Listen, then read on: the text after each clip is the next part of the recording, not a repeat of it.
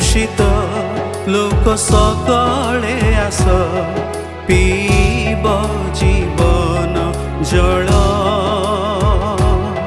जे चाह आस सकले आस पीब जीवन जल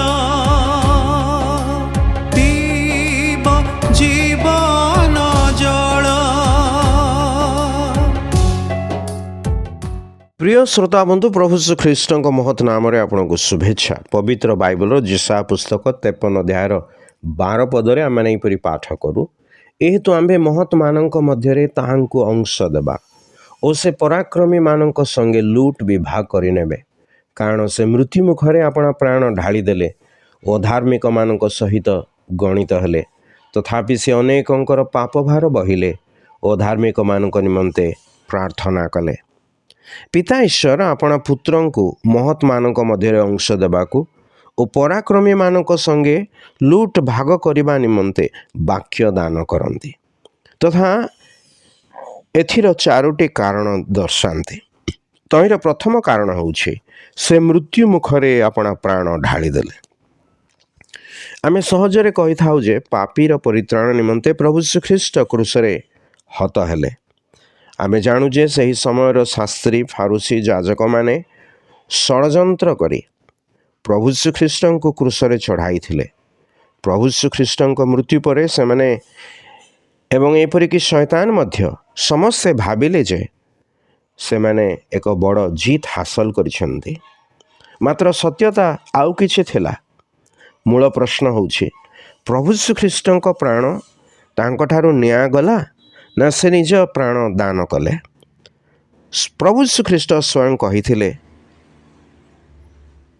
कारण मनुष्य पुत्र सेवा पाइबा निमंते नुहे मात्र सेवा करिबाकू अनेकंक निमंते मुक्तिर मूल्य स्वरूपे अपना प्राण देवा निमंते आसी अछंती।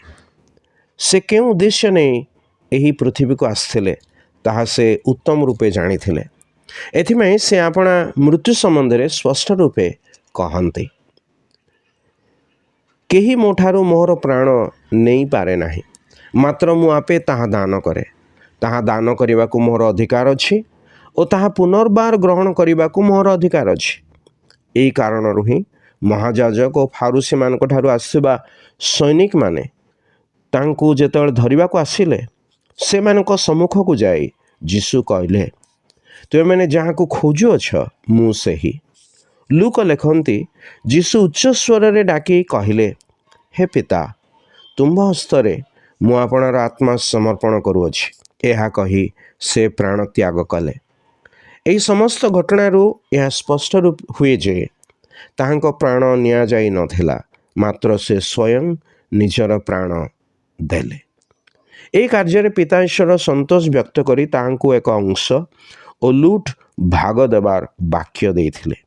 एही सत्य आमे अवश्य जानिबा उचित जे प्रभु श्रीख्रीष्ट मृत्यु कौन सी प्रकार दुर्घटना नथिला, बरं आमको पापरू क्षमा एवं अनंत जीवन देवा निमंते प्रभु जीशु स्वयं आपना को बलिदान कले। तांको मृत्यु पुनरुत्थान रे विश्वास करे आपण मध्य जेपरी क्षमा और अनंत जीवन प्राप्त होई पारिबे। एथिपई ईश्वर आपनको साहाय्य करंतु। धन्यवाद।